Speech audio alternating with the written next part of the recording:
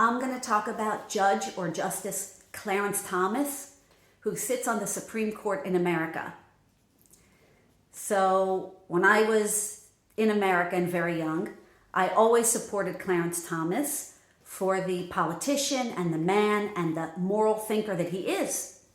I liked most of his policies. And when all of the Anita Hill accusations and allegations came out, I didn't have an opinion either way. I didn't think that either was lying or telling the truth. I was nish to him, nish to her. I wasn't here, I wasn't there. I just didn't pay attention to it. I knew that I would always support and like Clarence Thomas and his policies. But over the years, I have come to certain thoughts and beliefs about Clarence Thomas. Here they go. Number one, Judge Thomas.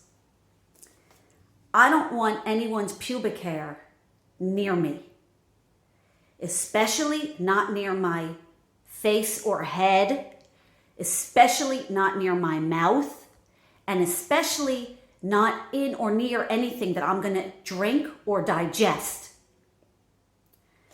It's difficult enough doing that for a husband, okay? I don't want to have to deal with that also at work.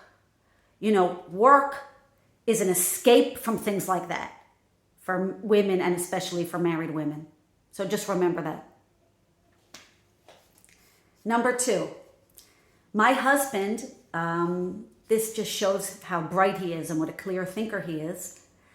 My husband, he didn't know anything about Clarence Thomas's teachings or books or works or his political work.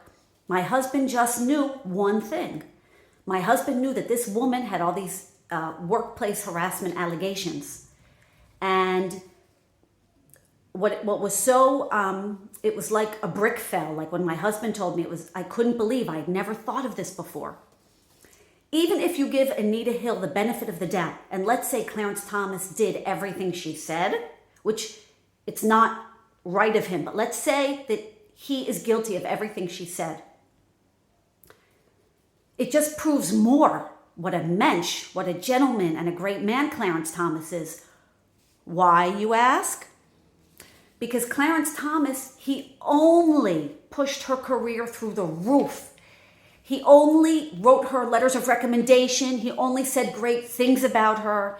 He helped her get better and good jobs. He was just amazing to her. So I've never heard anybody ever point that out except my husband, and it really made my thinking more clear that even if he did do it, he was still amazing to her and her career. Now, the number three thing that I have to say is to Anita Hill. You spent millions or tens of millions of hours on your career. You didn't have free time.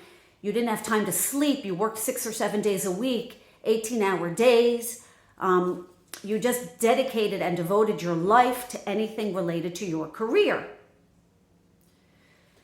So I would have to say that ingesting one small pubic hair is a tiny, tiny price to pay for being a national hero and being on Oprah and being famous and having a book and being on TV.